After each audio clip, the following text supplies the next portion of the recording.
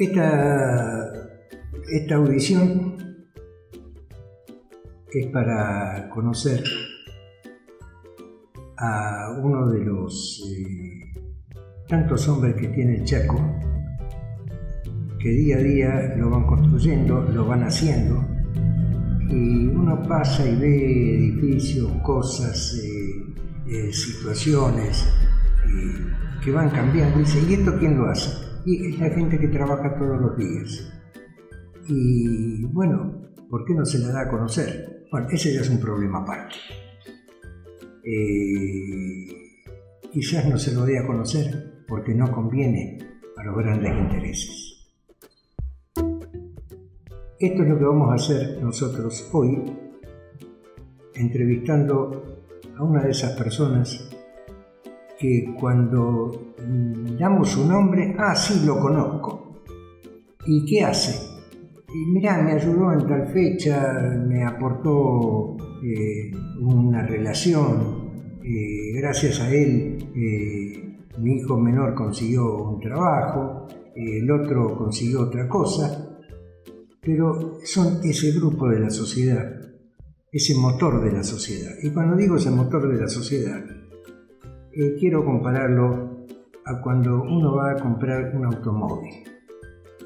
El vendedor levanta el capot, le habla de todas las cualidades del motor. El comprador que ya tiene en mente comprar ese vehículo, sí, muy lindo, a ver cómo es, y se sienta en él. Quiere ver el tablero de comando, quiere ver cómo funcionan las cosas. No le interesa el motor, le interesa la carrocería.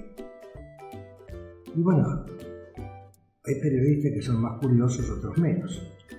Yo quiero saber esa carrocería que tanto se ha impuesto acá en Resistencia, porque no es cuestión de decir yo soy amigo o yo lo conozco o yo he tratado con él. Es cuestión de recorrer una cantidad de años de actuación y decir, fíjate todo lo que ha hecho esta persona. Y es por ese motivo que hoy vamos a conversar con Néstor Fantin. Ya lo conocen, momento. Ya sé que lo conocen, bueno, está bien, pero despacito. Vamos a conversar con Néstor Fantin y le vamos a preguntar todas esas cosas que seguramente la mayoría tiene olvidadas. Y si no las tiene olvidadas, no las conoce. Vamos a empezar por saludarlo, porque ya lo veo aquí a Néstor, que está frente al micrófono con ganas de contarnos mil cosas. ¿Cómo le va, Néstor? Buenas noches. Buenas tardes, Fernando. Bueno, muchas gracias por este contacto. La verdad que muy bien. Agradecido por poder charlar, por poder contar algunas de las cosas y bueno, a disposición tuya y de toda la audiencia. Bueno, Néstor, queremos saber, usted fue a la escuela primaria, ¿no? Así es, de muy chiquito, como se hacía antes. Empezaban a los 6 años. Cuando le digo que fui mucho antes es porque es así. No sé qué relación hubo, pues yo soy de una localidad aquí del norte santafesino. Justo mis papás se mudaron de lo que era nuestro hogar, nuestra casa. Estaba a 5 kilómetros del pueblo. O sea, nos mudamos a una casa que estaba por así decirlo, en Florencia, que en ese momento habrá tenido 1.500 habitantes. Y bueno, por esas cosas de la vida me vieron que era flaco, alto y ya no hice el jardín, así que me anotaron en primer grado directamente con 5 años recién recibidos. Así que empecé muy chico la escuela, cuando le digo muy chico, a los 5 años. ¿Y hizo toda la escuela primaria allí? Hice toda la escuela primaria en un colegio llamado Virgen Niño. Teníamos 2 escuelas en Florencia, la Virgen Niña, que es una escuela obviamente de una congregación católica, y lo que era la escuela estatal, que es una escuela obviamente pública. No sé qué razones fueron, seguramente porque mi hermana mayor, que es un año más grande que yo, ya empezó en ese colegio, así que hice toda mi primaria en el colegio Virgen Niña.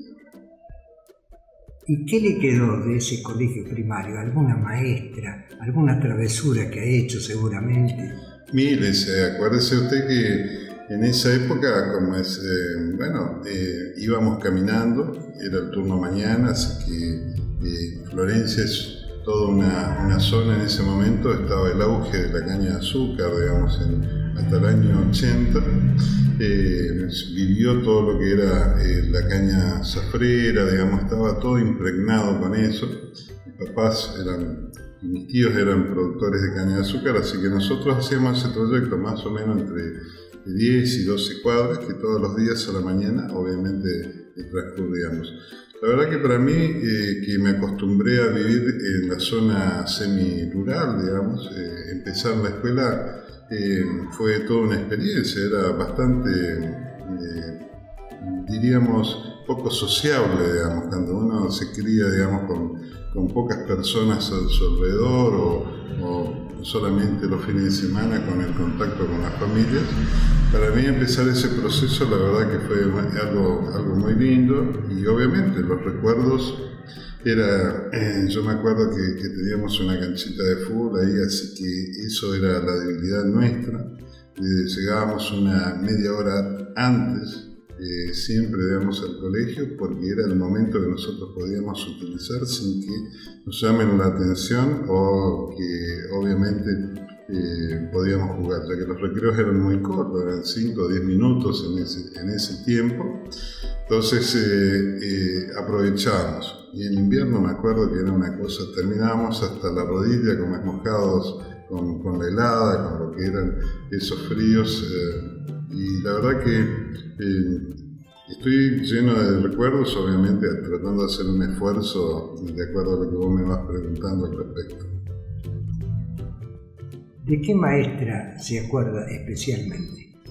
Y siempre la de primer grado, una señora, la volví a ver muchísimo tiempo después, cuando volví. Yo generalmente vuelvo una vez al mes a Florencia, pues tengo mis padres, mis papás. Mi papá está muy grande, mi mamá también, ya está en los 85 años mi papá, y bueno, 75 años mi mamá, y todos como mínimo una vez al mes estoy. Vengo a almorzar con parte de mi familia, a veces vamos todos, y la verdad que se siguen los mismos domingos de siempre, con algún asadito o con los tallarines hechos a mano, digamos, por mi mamá, que son los mejores fideos que uno come y que va a comer por el resto de la existencia, ¿no? Así que esta señora, digamos, por supuesto, como todo pibe, debe ser el primer amor de uno, es la primer maestra.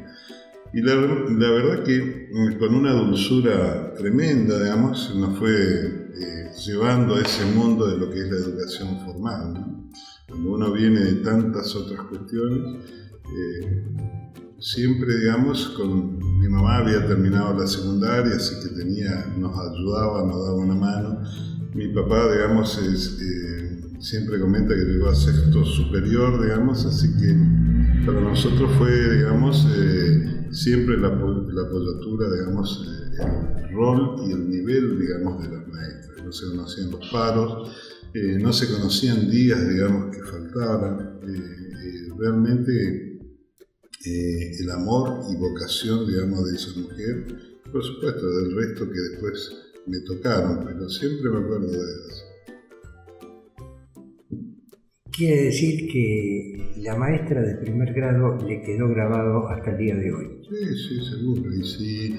Y cuando la volví a ver la vez pasada, le dije, usted viste, me dice, se dio vuelta al esposo que estaba al lado, que a mí me parecía como que había sido alumno mío, digamos. Estábamos en un evento familiar que se lo había invitado como es a ellos, y ella estaba tratando de hacer un esfuerzo si yo también había sido como bueno, habían pasado 40 y tantos años, ¿no? Y me imagino una maestra con 30 años de carrera, cuántos pibes habrán pasado, digamos, a sacarla de sus aulas, ¿no? La verdad que fue un momento muy tierno, la abracé y le di las gracias por todo lo que brindó. Dígame, Néstor, iba al colegio, regresaba a su casa, vamos a pensar que cumplía con las obligaciones que tenía que cumplir, ¿no? con la escuela. Y en los ratos libres, ¿qué hacía? En los ratos libres siempre había ocupaciones.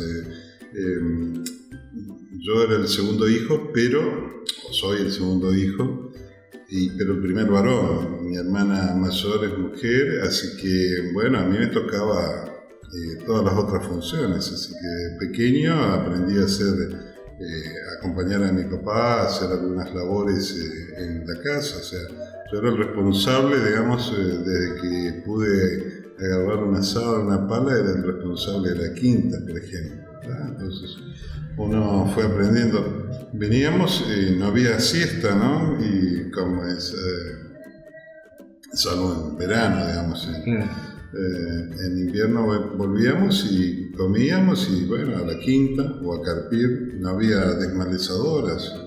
Estaba en un predio, en nuestro hogar es una casa de 50 metros por 50, así que no había como cortadora de césped, no había como, y todo eso se mantenía con una asada, digamos, y el patio cuando empezaba a aparecer las malezas había que carpirlo, así que esa era mi tarea, por supuesto. Cuando fui más grande, obviamente ya lo acompañé a mi papá en otras tareas. A partir de los 12 años, en pueblos como nuestro, ya teníamos que aprender a manejar, por supuesto, el tractor, algunos de los implementos agrícolas, o uno ya tenía que saber manejar la camioneta. O sea, era un imperativo porque a veces el hombre de la casa no estaba y el único que estaba para ocupar eso ante alguna emergencia éramos nosotros. Así que ya más adelante, por supuesto, me acompañaba en contraturno en la secundaria, obviamente, a hacer las tareas dentro de lo que era la zafra cañera, digamos, manejando un tractor. Así que, pero siempre, digamos, algunas tareas. Y cuando uno el que tiene un papá gringo sabe lo que es. Son bastante meticulosos, seguidores, y venía y si no hiciste la tarea, lo primero que se planteaba es por qué no hiciste tal cosa que se te había indicado, ¿no? Así que, bueno, sobre esos valores, sobre esas enseñanzas, uno construyó, digamos, una forma de ser o de ver la vida. Dígame, Néstor, usted me habla mucho de la colaboración suya hacia la familia, porque era todo una explotación familiar esa, ¿no? Bueno, y de su explotación personal, del colegio secundario, ¿qué se acuerda? Colegio secundario. Bueno, las travesuras un poquito más grandes que en la escuela primaria, ¿no? Bueno, hasta ese entonces, 2 años antes de que yo terminara el séptimo año, o séptimo grado, como se le decía antes, bueno, había nuestra directora, o la otra directora de la escuela pública, era muy emprendedora. Entonces, estamos hablando del año 76, 75, 76. Y bueno, logró que en Florencia tuviéramos secundario. O sea, no era poca cosa, digamos, era un salto cualitativo en todo el sistema educativo que tenía nuestro pueblo y pudimos tener en esa época el primer secundario. O sea que hubo 2 años antes, nosotros fuimos el tercer año de lo que fue el inicio de la secundaria. Se hizo sobre la escuela primaria, no sobre el Colegio Virgen Niña, sino sobre la otra escuela grande, que era una escuela pública que tenía muchísimos alumnos en la primaria. Y bueno, y ahí empezamos. Un solo grado que seguíamos. A veces los que terminaban la primaria decidían no continuar la secundaria. Había esa concepción en ese momento.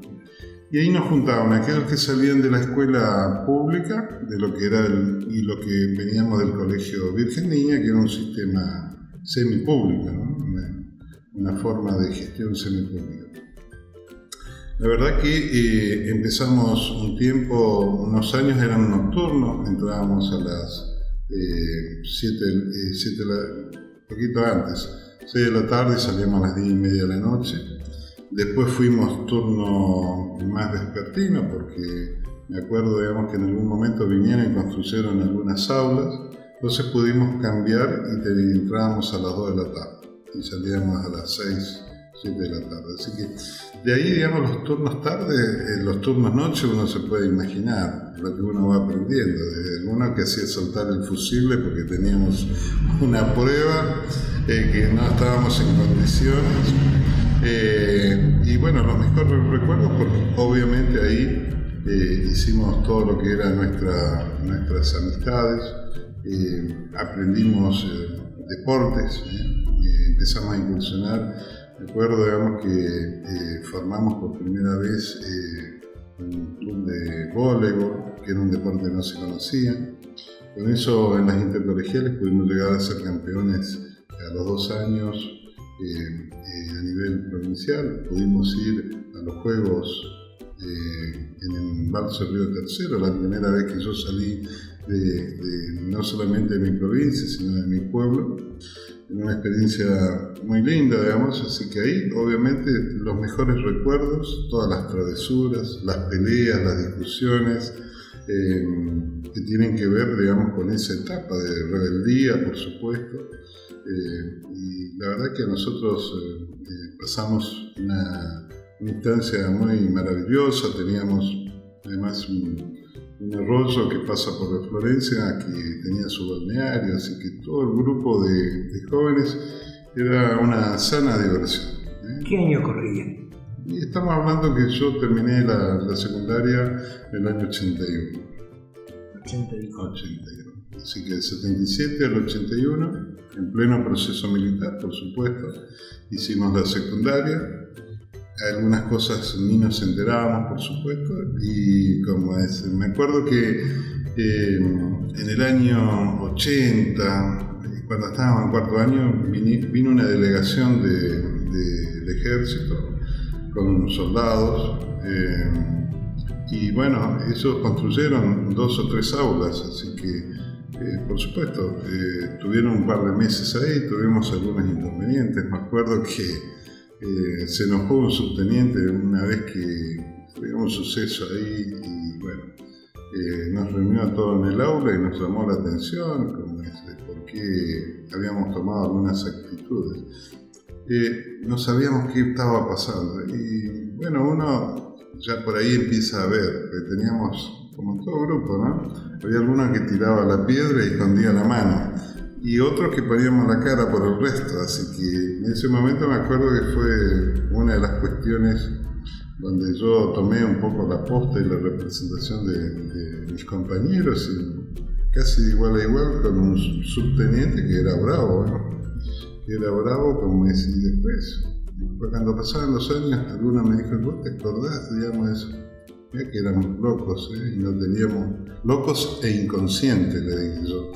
Pero fue una etapa, digamos, donde empezamos a plantearnos una serie de cuestiones.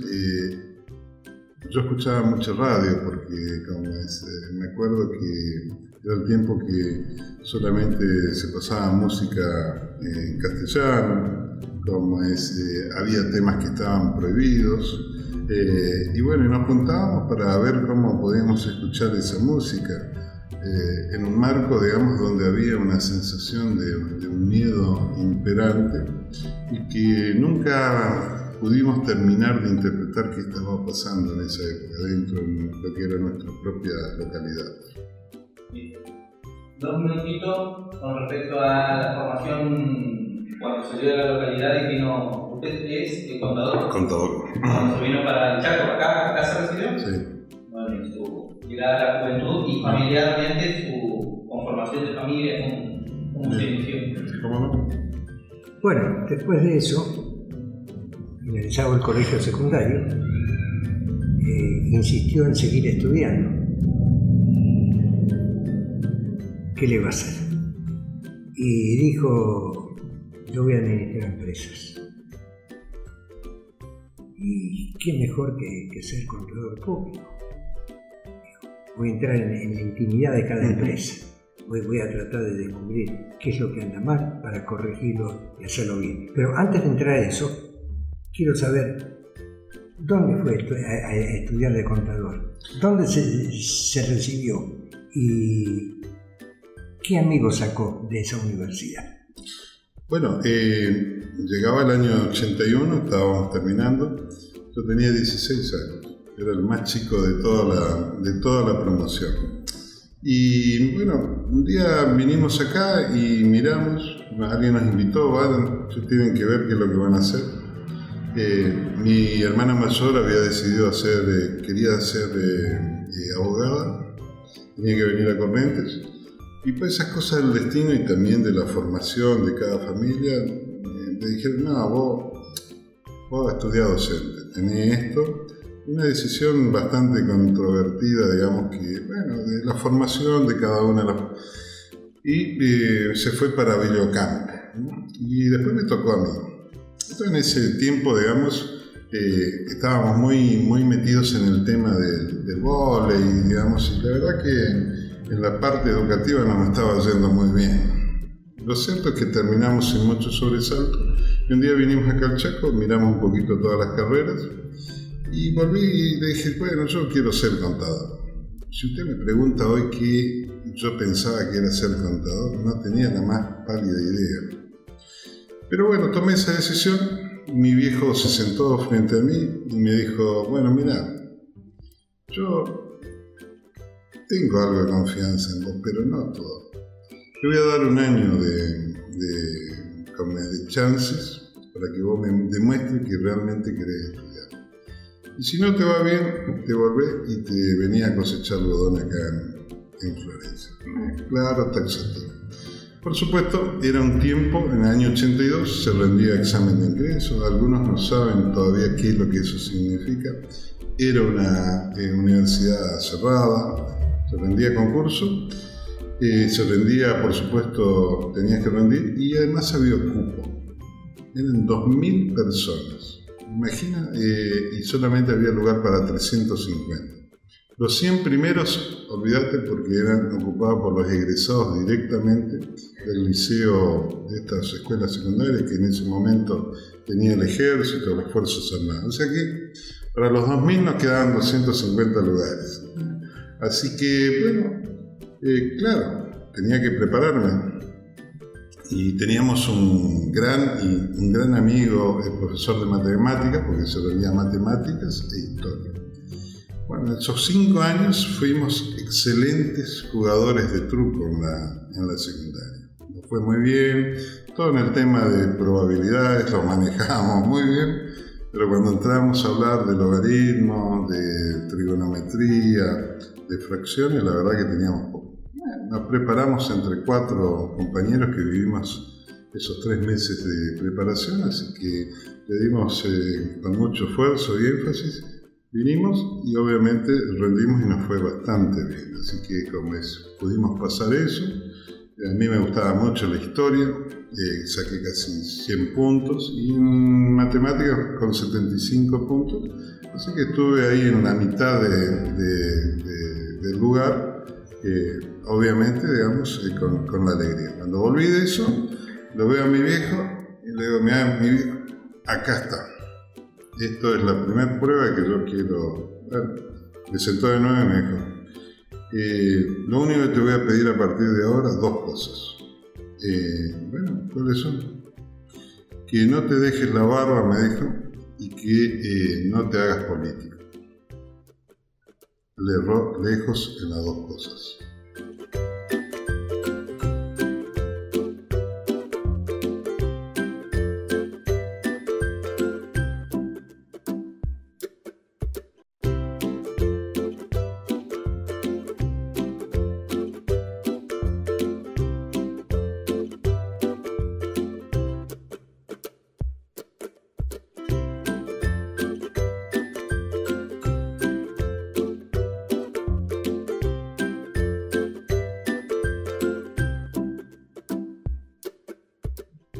Aquí en esta conversación con Néstor Fantini, a veces tenemos una dificultad en pasar de un periodo a otro. Pero esa dificultad no es porque Fantini acá que está con nosotros se niega a contarnos. Es el reloj que en la radio no nos permite andar, ni en la televisión, ni en ninguna parte. Bueno, son consecuencias de la vida moderna, ¿no? Néstor, cuénteme un poquito cómo era eso de que usted sale de la universidad y qué es lo que decide hacer. Empecemos por ahí. Cuando salgo de la universidad. Sí. Bien. El periodo universitario fue para mí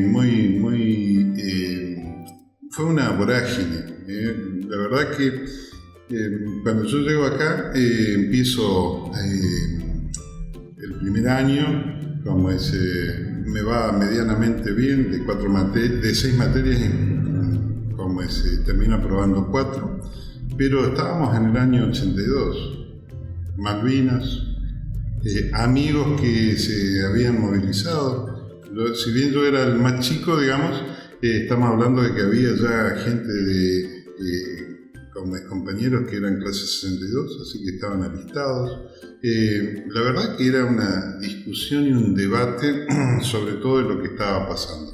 Se estaba cuestionando lo que era la dictadura, y entonces nosotros estábamos viviendo toda esa cuestión, una cuestión nueva en la Argentina y sobre todo, digamos, en nuestro lugar. El Chaco había movilizado muchísimos jóvenes, fue una de las provincias junto con Corrientes que más aportó en este sentido. Luego, bueno, viene la apertura democrática.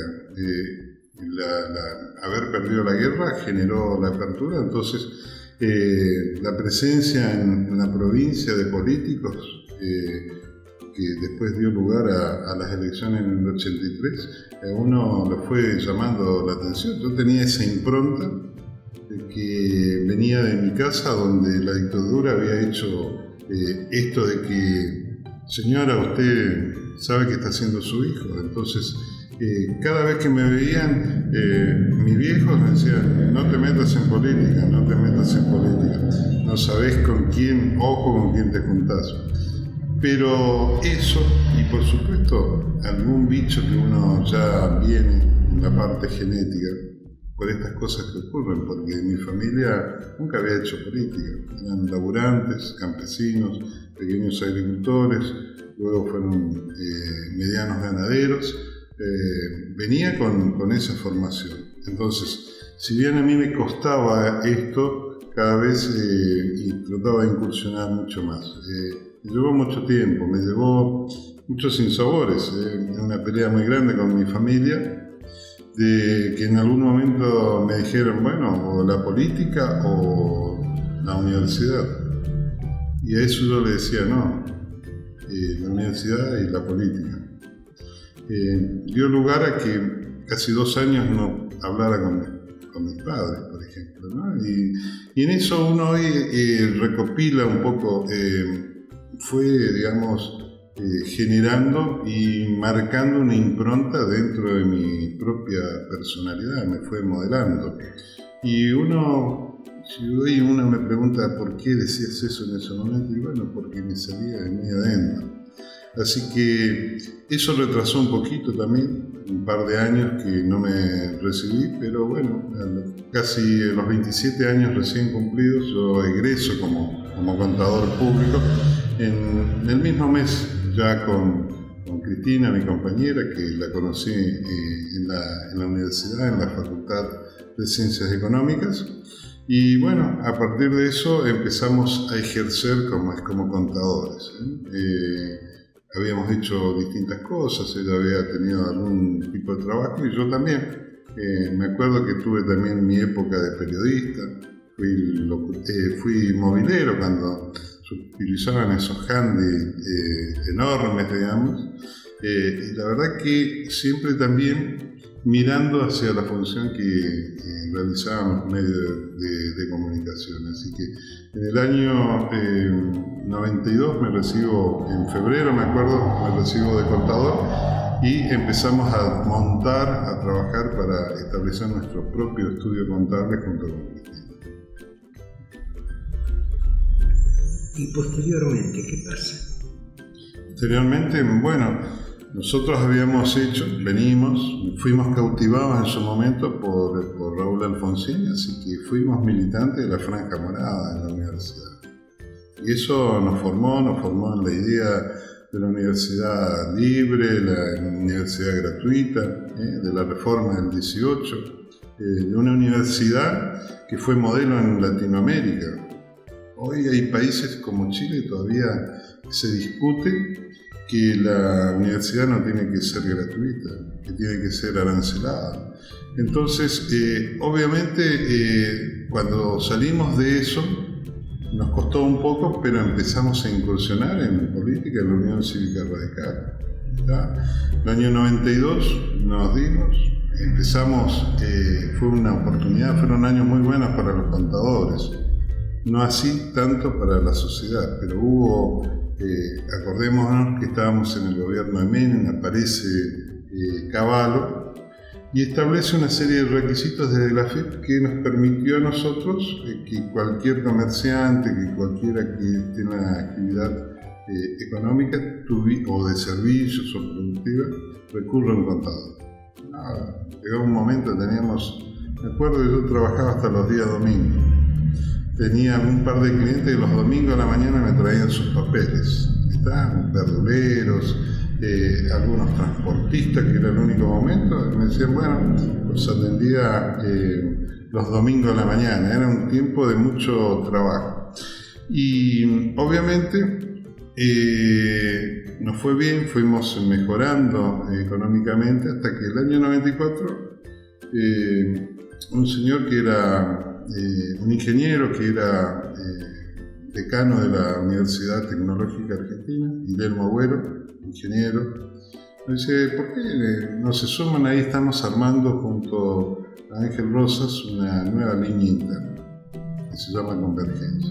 Bueno, hicimos un par de reuniones y de nuevo, ahí ya la discusión y a la lucha en el territorio. O sea, no estábamos hablando ni de la profesión ni de la universidad, y nos pusimos a militar dentro de lo que es un partido centenario y sobre todo con la idea de un proyecto de renovación dentro del radicalismo. ¿Cómo terminó eso?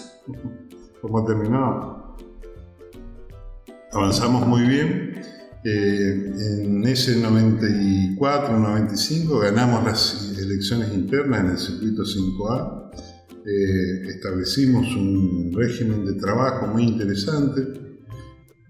Si bien era un circuito electoral chico respecto a otro de la zona sur de Resistencia, teníamos un marco organizativo interesante, éramos referencia y por supuesto ganamos las elecciones a un dirigente histórico del leonismo. Acuérdense que se disputaba el liderazgo de Luis Agustín León. Por primera vez pierden las elecciones internas León en el Chaco en manos de un dirigente Nobel que ya era conocido, pero que venía, digamos, venía por más, que era obviamente Ángel Rosas. En ese momento Cristina asume dentro de la lista, estuvo en la lista de concejales. Siempre buscamos un perfil en ese sentido que tuviera, digamos, un cargo electivo. Y bueno, nosotros tuvimos responsabilidades desde lo organizativo, ¿no? En el año 97, en el año 97 asumo como secretario general de la Unión Cívica Radical de la capital. Ahí hacemos un trabajo sumamente importante. Realmente organizamos ya, Rosas estaba como gobernador. Yo hasta ese momento, a todos los pedidos y ofertas que había de que yo asuma algún rol dentro del Poder Ejecutivo, le decía que no. Cristina ingresó como gerente administrativa de Comchaco, me acuerdo de ese momento. Pero bueno, siempre habíamos dicho que una pata tenía que quedar en la actividad privada, digamos, frente a nuestro estudio contable, porque la política tiene estas cosas. Un día se termina y te tenés que volver. Y en el caso de los contadores, el lugar natural de trabajo nuestro en nuestro estudio contable. Así que yo quedaba ahí, al frente, hasta el año 97, le dediqué mucho tiempo. Cada vez estaba más en el comité y menos en el estudio contable. En el año 99 es la reelección de Ángel Rosa, saca casi el 65%, una elección bárbara. Casi 50 intendentes fueron del Frente de Todos. Y bueno, nosotros ya empezamos a desandar un camino, junto con mi compañera, con Cristina, dentro de una fundación que había creado Lilita Carrió, así que éramos parte o nos identificaban dentro de lo que era la construcción política de Lilita. El año 99 me voy a trabajar y acompaño, digamos, a una diputada provincial. Estuve 2 años en la legislatura. Soy muy crítico de esa época de mi vida. Creo que fueron 2 años que, si bien aprendí muchas cosas y la lógica de lo que es la legislatura del Chaco, considero 2 años casi perdidos de mi actividad política. Creo que no era mi tiempo para que yo esté cumpliendo ese rol ahí.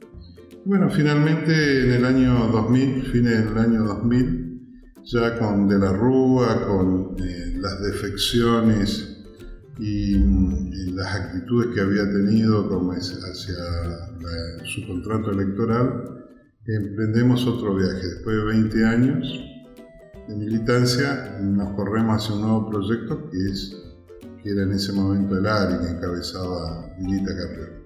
Decisión también, obviamente, que después nos costó muchísimo, pero que lo hicimos convencidos de que el radicalismo ya no iba a ser nunca más una opción popular y nacional para los argentinos. Una decisión muy dolorosa, conversada con muchos amigos a lo largo y ancho de toda la Argentina. De la Rúa nos generó un quiebre que yo creo que nunca más vamos a volver a sellar, y en la provincia del Chaco, por supuesto, de la misma forma. Así que en el año 2000 levantamos, agarramos nuestras valijas y decidimos dejar lo que había sido 20 años de militancia nuestra en la Unión Cívica Radical. Cuando ingresó, no sé cómo decirle, si al justicialismo o al peronismo, ¿cómo se sintió en los primeros momentos? Nuestro acercamiento al justicialismo, al peronismo, viene de la mano de Néstor Kirchner. En el año 2003 nosotros hacemos una propuesta electoral en la provincia del Chaco. Soy candidato a diputado provincial por un lema, ¿no?, que se llamó MODEPAR, Movimiento por la Democracia Participativa. Creo que saqué entre 5 y 6.000 votos a nivel provincial. Entendí lo que era la fuerza del bipartidismo sobre los hombros, lo que le cuesta a partidos que están por fuera del PJ y la UCR, pero fue una experiencia también de conocimiento y de exploración de cómo funciona el sistema político partidario en la provincia del Chaco y a nivel nacional. Luego de eso empezamos a construir un partido provincial propio, el Frente para el Cambio. En ese momento nos visitó y nos inculcó la idea, una diputada nacional, Alicia Castro, era además secretaria general de un gremio de los aeronavegantes. Posteriormente fue nuestra embajadora en Venezuela, muy cercana, digamos, a Hugo Chávez. Y también, digamos, con Eric Calcaño trabajaba, hijo de aquel escritor. Obviamente trabajaban textos muy interesantes en cuanto a la deuda externa, en cuanto a las alternativas al neoliberalismo. La verdad que empezamos a incursionar en ese mundo y a nosotros nos permitió, digamos, obviamente empezar a visualizar. Cuando vienen las elecciones del 2003 a nivel nacional, nos invitan a participar. Y parte de nuestra construcción, al verlo a Néstor Kirchner tan cerca del presidente en ese momento, obviamente tomamos una decisión de no sumarnos, pero siempre, obviamente, después de los 6 meses, cuando empezó a hacer obviamente el trabajo que hizo, de una de sus primeras medidas de viajar a Entre Ríos para resolver el problema docente, bajar los cuadros de los militares en la ESMA, de los militares genocidas, empezó a llamarnos la atención. Finalmente, en el año 2005 nos sumamos al Frente para la Victoria desde nuestro partido Frente para el Cambio y empezamos a trabajar estas ideas que nosotros veníamos obviamente avanzando. Luego nos acercamos con la gente que estaba en el PAMI y obviamente ya tomamos un compromiso hacia nuestros adultos mayores, y es la etapa, digamos, que viene ya junto con Jorge Milton Capitanía, al cual lo conocíamos de la época de la facultad, porque obviamente en el mismo año que ingresamos fue compañero y fue obviamente adversario en las luchas estudiantiles. En el 2007 empieza nuestra historia ya con el Frente para la Victoria, el Frente Chaco Merece Más, pero nuestra incursión dentro del, o cercana, digamos, al kirchnerismo, proviene de años anteriores. ¿Cuál es su presente político y su actividad política hoy en día? ¿Dónde la desarrolla? ¿Don Fernando? Te pregunto. No te pregunto porque mi voto va. Y con eso cerramos. Bien. ¿Cuál es su actividad política en este momento y qué avisora para el futuro? Bien, yo lo que diría es que hay una preocupación creciente nuestra como militantes, como dirigentes. La situación provincial, la situación nacional está sufriendo un deterioro social cada vez más importante, sobre todo por las políticas que a nivel nacional se están llevando adelante. Uno no puede soslayar esto cuando habla del presente o del futuro político de nadie. Cuando nosotros como militantes tenemos que darle un contexto en este análisis de lo que le va a pasar al pueblo argentino o lo que ya le está pasando. La pérdida de empleos, la pérdida del aparato productivo, la baja capacidad, digamos, que tiene hoy de poder adquisitivo nuestra población, la situación de nuestros mayores en términos de sus jubilaciones, el incremento de medicamentos, nuestros pibes que cada día abandonan más a las escuelas y no tienen un horizonte, que son presa de las adicciones.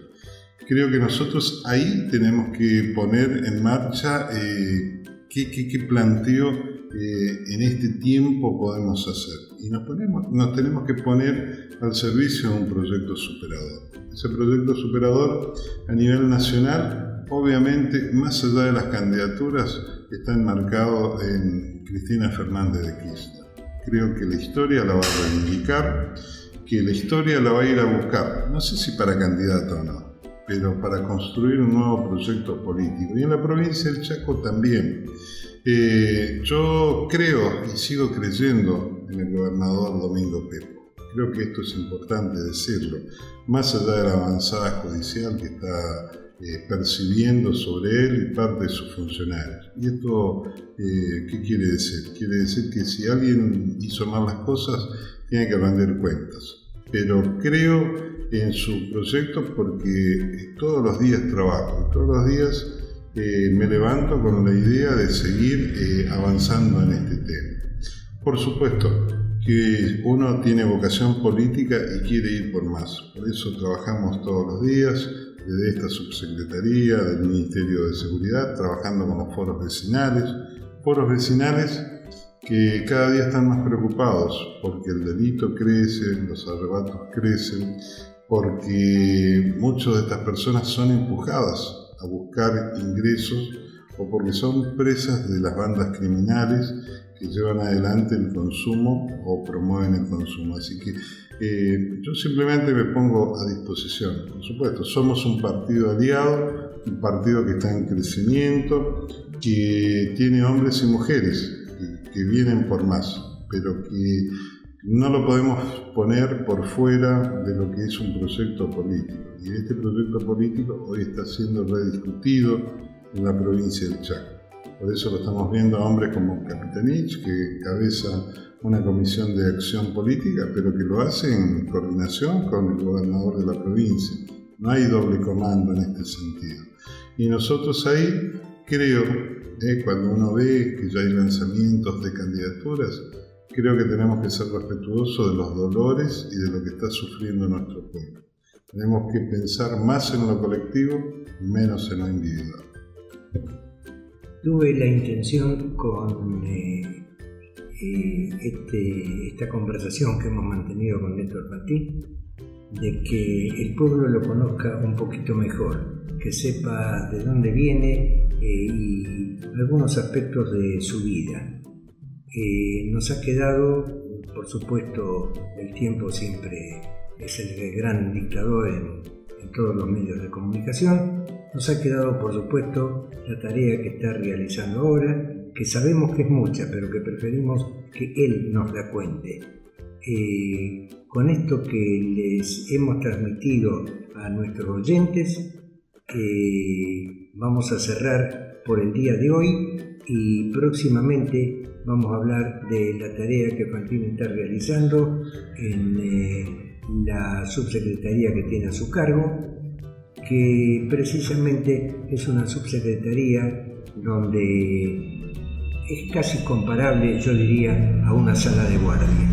La gente viene de urgencia, se le soluciona el problema y pregúntele a alguien que salió de la sala de guardia de un hospital: ¿cómo se llama el médico que te atendió? Ah, no sé, me atendieron varios, pero me arreglaron la situación. Esto es lo que yo percibo en la calle con respecto a la subsecretaría que está manejando ahora. Pero todo esto lo dejamos para la próxima. Gracias, Fantín, por su dedicación a la tarea y también le quiero agradecer el tiempo que nos ha destinado. Muchas gracias a ustedes.